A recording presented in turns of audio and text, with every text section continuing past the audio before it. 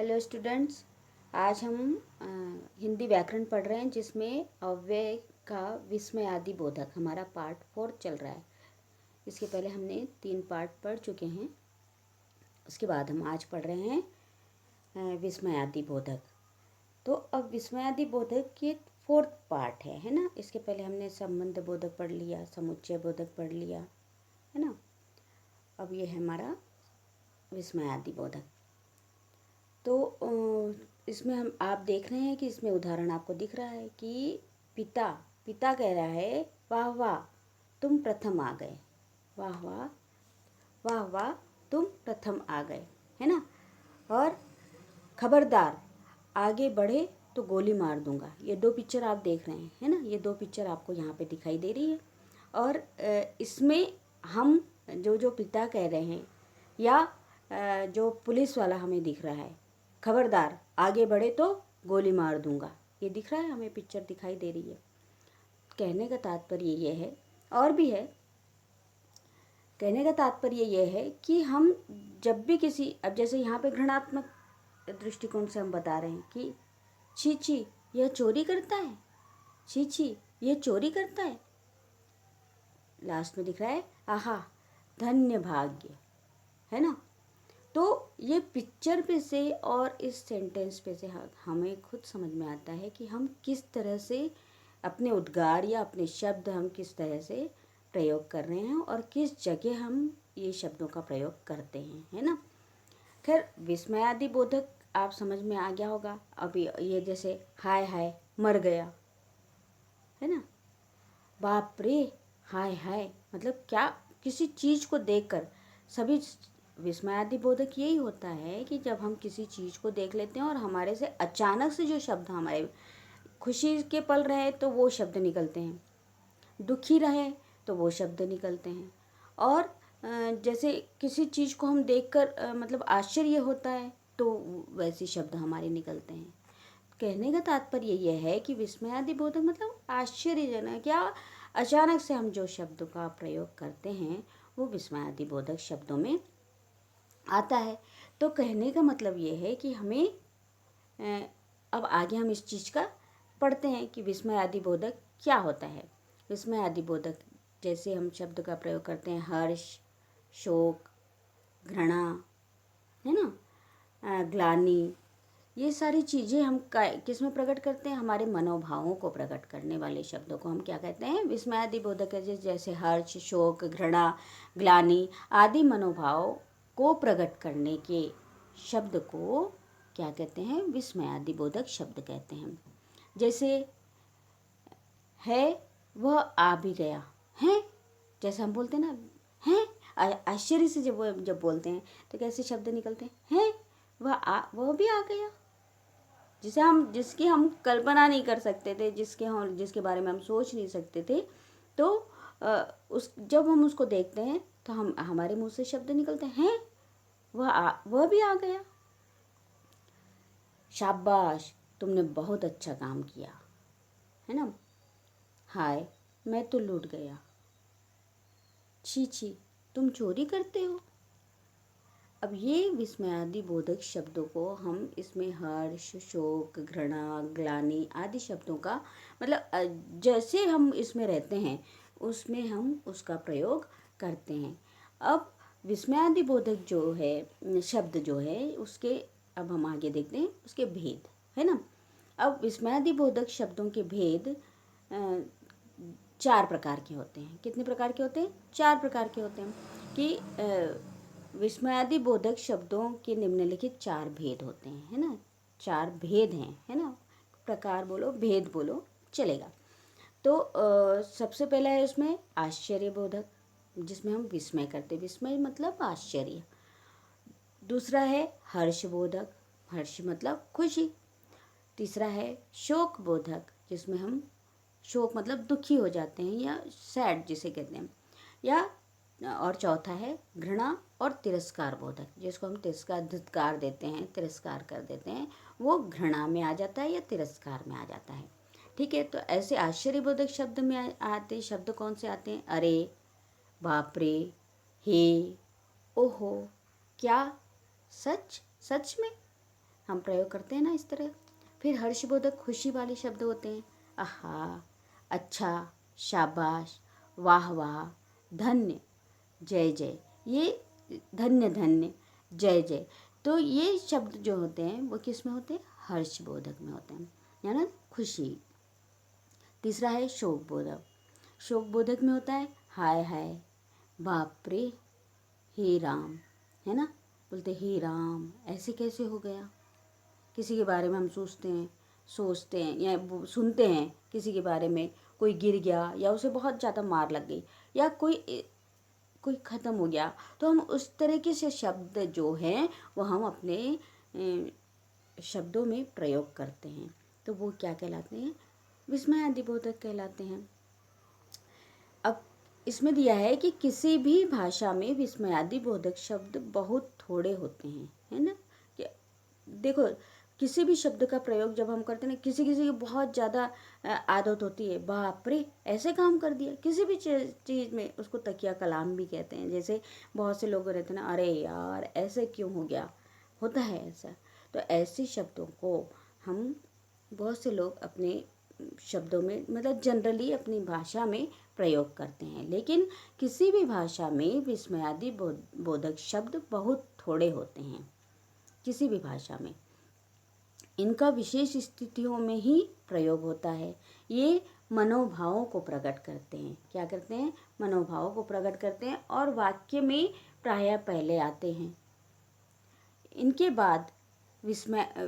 बाद में हम क्या करते हैं? विस्मय आदि चिन्ह का प्रयोग करते हैं, और वो चिन्ह हमें अवश्य लगाना चाहिए। वह चिन्ह हमें अवश्य लगाना चाहिए, नहीं तो हम कैसे बताएंगे? जब हम लिखने में, जब हम लिखित रूप है, बोलने में तो चला जाता है, आहा कितना अच्छा लग रहा है, लेकिन हम यहाँ पे चिन्ह को अंकित करेंगे क्या? नहीं।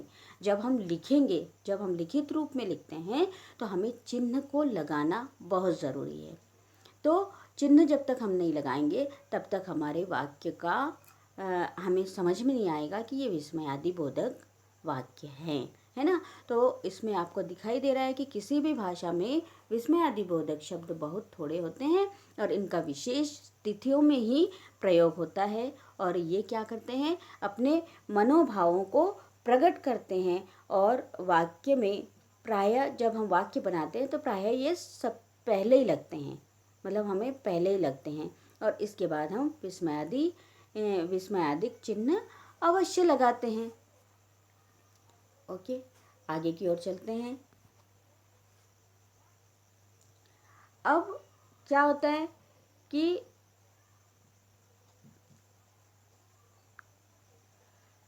अब इसमें हमने ये जो हम देख रहे हैं, आपको दिख रहा है कि ये परिभाषा दी गई है कि जिन शब्दों से हर्ष, घृणा, शोक, आश्चर्य, भय आदि भाव प्रकट होते हैं, उन्हें विस्मयादिबोधक कहते हैं। ये आप अपने शब्दों में भी लिख सकते हैं उनकी परिभाषा, लेकिन परिभाषा में आपको दिखाना होगा कि हम विस्मयादिबोधक का कहाँ प्रयोग करता है। परिभाषा यही दर्शाती है कि हम उनका विस्मयादिबोधक जो चिन्ह हैं या विस्मयादिबोधक जो शब्द हैं, उनका प्रयोग हम कहाँ करते हैं। तो उसमें हम कर सकते हैं हर्ष, घृणा, जिसमें हम तिरस्कार बोधक भी बता सकते हैं, शोक, दुख को बता सकते हैं, आश्चर्य, है ना, और भय मतलब डर को भी बता सकते हैं। तो ये जो भाव, हमारे भाव, अंदर के भाव जो हम प्रकट करते हैं, उन्हें ही विस्मयादिबोधक शब्द कहते हैं या विस्मयादिबोधक कहते हैं। अब विस्मयादिबोधक शब्दों के सामने विस्मयादिबोधक चिन्ह लगता है। ये अभी मैंने आपको बताया कि जब भी हम लिखित अंकित जब हम करते हैं, किसी चीज़ में लिखते हैं, कॉपी में लिखते हैं या हमें लिख कर बताना होता है, तो हमें वो चिन्ह का लगाना ज़रूरी होता है ताकि हम वो चिन्ह को बता सकें। विस्मयादिबोधक शब्द भी अविकारी हैं, जिसे हम अव्यय कहते हैं। अब विस्मयादिबोधक के भेद, है ना, 4 प्रकार अभी हमने आपको बताया, वो भी हमारा हो चुका है। आगे की ओर देखते हैं।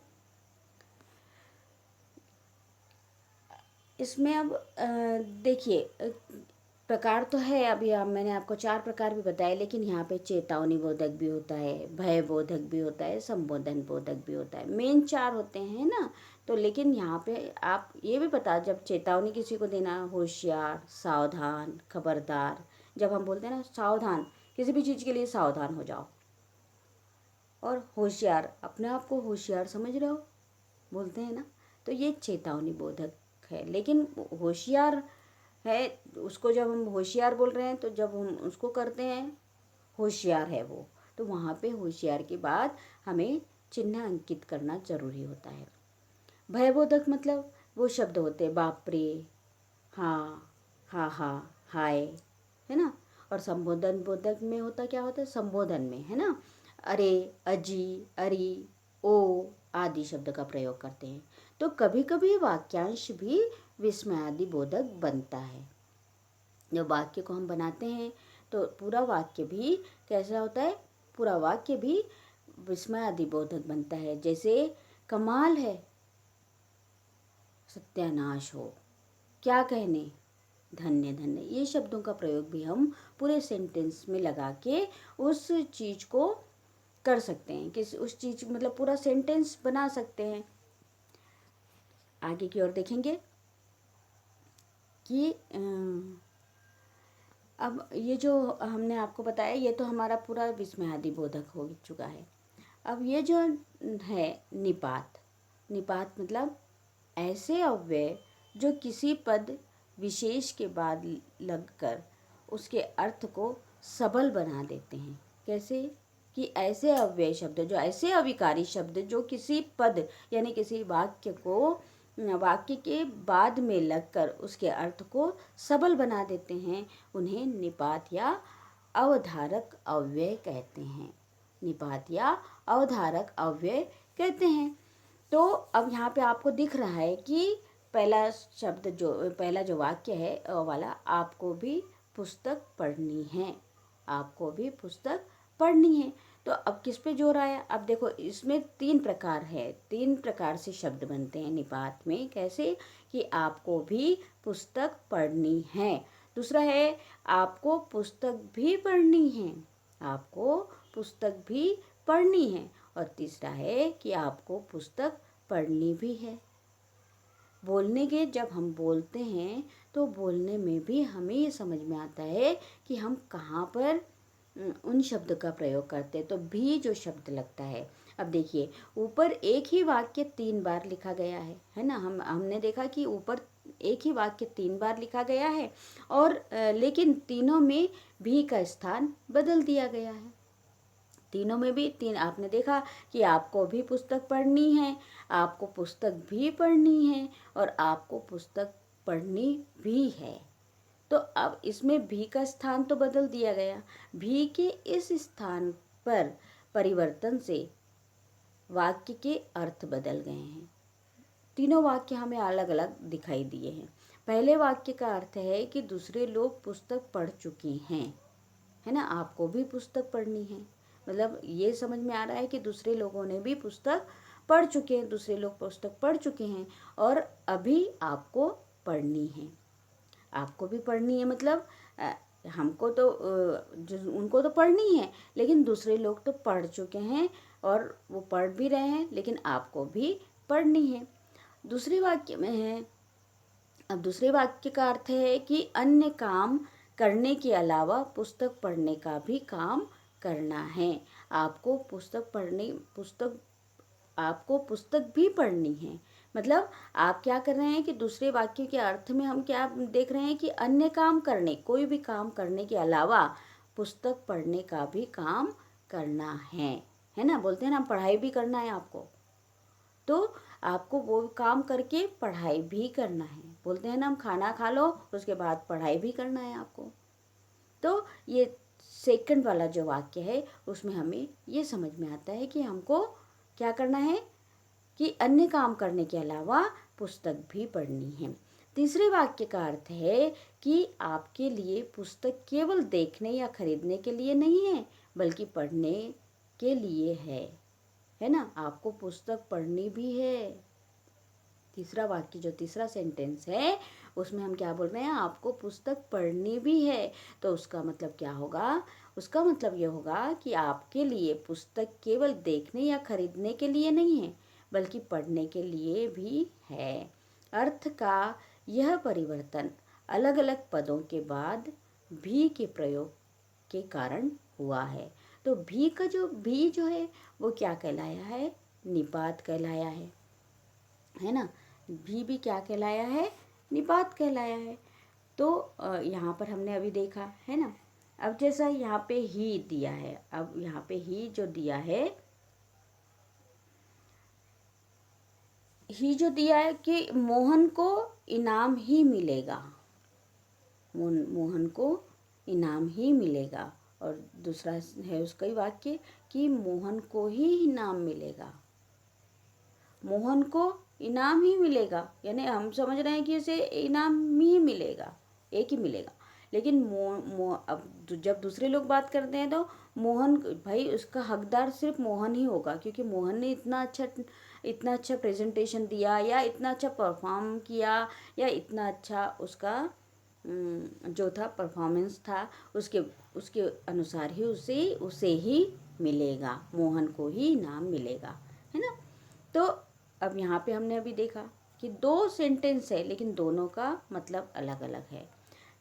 अब दूसरा है भी में है तुमको भी लखनऊ जाना है, तुमको भी लखनऊ, यानी और भी लोग जा रहे हैं, और लोग जा रहे हैं, लेकिन तुमको भी जाना है। यहाँ पे हमने ये समझा। दूसरा है तुमको लखनऊ भी जाना है, अरे तुम इसके अलावा तुम्हें लखनऊ भी जाना है, तुम वहाँ तो जाके आओगे ही, लेकिन तुम्हें लखनऊ भी जाना है। तो यहाँ पे हमने ये भी समझा, दोनों सेंटेंस चाहे ही हो चाहे भी हो, अभी हमने दोनों सेंटेंस देखे हैं, दोनों में अलग अलग, दोनों का अर्थ अलग अलग हो जाता है। फिर होता है कि तीसरा है मात्र। तीसरा क्या है, मात्र विद्यालय जाने से विद्या नहीं आती, मात्र विद्यालय जाने से विद्या नहीं आती। फिर है तक है मैं मिलने गया, मगर वह मुझसे बोला तक नहीं। अब बोलते हैं, होते हैं ना, हम बात करते हैं, मैं मिलने गया लेकिन वो मुझसे बोला तक नहीं, मगर वह मुझसे बात भी नहीं किया, उसने मुझसे बात ही नहीं की। मैं मिलने तो गया मगर वो मुझसे बिल्कुल नहीं बोला। तो यहाँ पे हमने देखा, तो यहाँ हर सेंटेंस में आपने देखा होगा कि दोनों एक ही शब्द है, लेकिन एक शब्द में जब हम दो सेंटेंस बनाते हैं तो दोनों का अर्थ बदल जाता है ना। दोनों का अर्थ बदल जाते हैं, इसलिए वो सेंटेंस भी अलग अलग हो जाते हैं, लेकिन शब्द का प्रयोग एक ही होता है। तो वो क्या कहलाता है, निपात कहलाता है। ओके, तो यहाँ पर हमने देखा कि हमारे अव्यय लेसन, उसमें हमारे आज चारों पार्ट आपको पढ़ा दिया गया है। यहाँ पे हम यहीं पे हमारा ख़त्म करते हैं, है ना। तो हमारे आपको ये समझ में आया होगा, है ना। सबसे पहला था क्रिया विशेषण, दूसरा था संबंध बोधक, तीसरा था समुच्चय बोधक, और चौथा था विस्मय आदि बोधक। उसके साथ हमने निपात भी आपको पढ़ाया। निपात शब्द एक शब्द होता है, लेकिन उसके सेंटेंस जब हम लगाते हैं, एक ही शब्द को दो सेंटेंस में लगाते हैं तो दोनों के अर्थ बदल जाते हैं। ओके, तो यहाँ पर हमारा ये लेसन समाप्त हुआ। नेक्स्ट पीरियड में हम नया चैप्टर शुरू करेंगे, वो ग्रामर ही होगा, और नया चैप्टर नेक्स्ट पीरियड में हम नया चैप्टर शुरू करेंगे। Okay, thank you.